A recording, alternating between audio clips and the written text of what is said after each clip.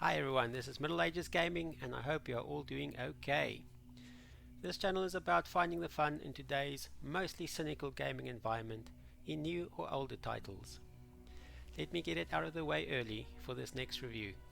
This next game is not for everybody.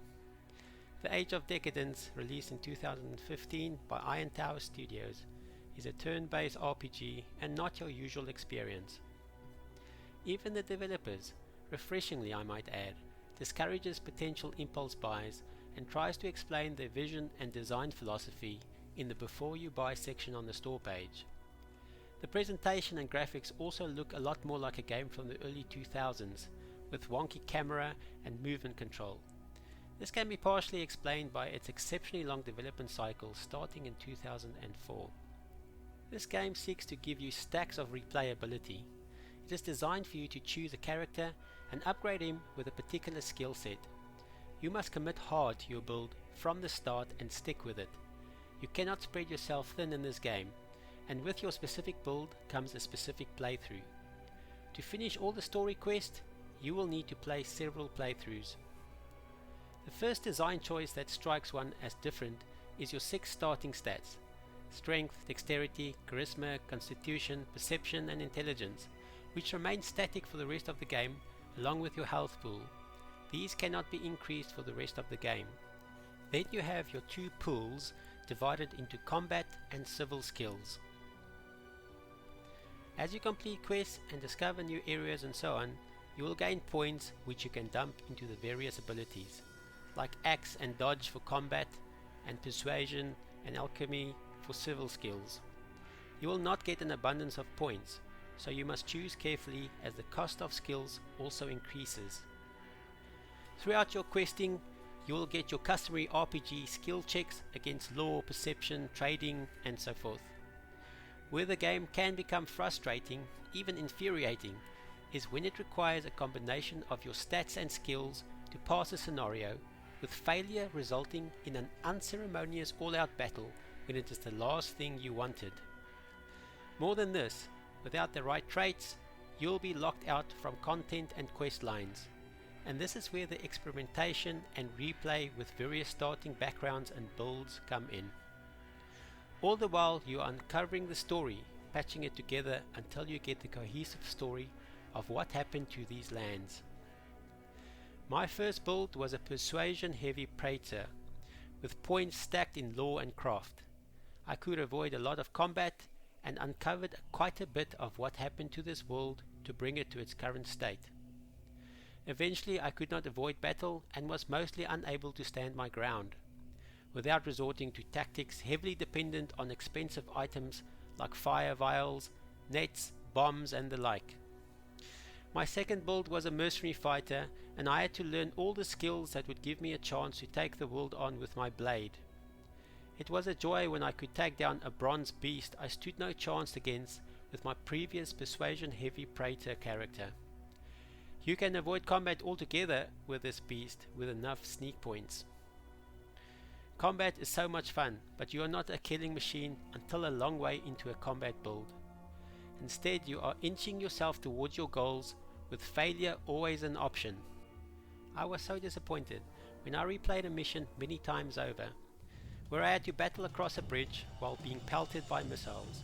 When this was achieved, I had to fight the double-crossing raiders I joined for this foray, and try as I might, I could not overcome them. You still need to learn everything that is at your disposal, including skills like dodge, critical strike, and armor sets, upgraded weapons, adding poison to your blade, using bombs to knock some tough opponents down, fire vials to keep some adversaries at bay while you thin out one of their comrades, nets to reduce the action points available to opponents, fighting close with weapons that have a bit of reach or using ranged weapons, and choosing the type of attack to utilize, like whirlwind, which is great if you are surrounded. It truly went a lot deeper than I could have dreamt, and it was a blast learning all of this until I could use all my skills effectively on the battlefield. Of course, everything you can do, your enemies can do too. Ironically, I decided to become a bit more combat focused for my second build because I found myself having to fight so often. but this is potentially one of the toughest ways to approach the game. The thing is that combat is not the most viable path for most scenarios. You won't have everything at your disposal because you have to stick to your character traits. Using poison on your blades or bombs and various potions requires stacks of money, but if you are not a trader, you will not find tons of coins in your purse. Well, then you can just become an alchemist and make the potions yourself, or learn how to make bombs. This means spending points in these areas to the exclusion of other possibilities.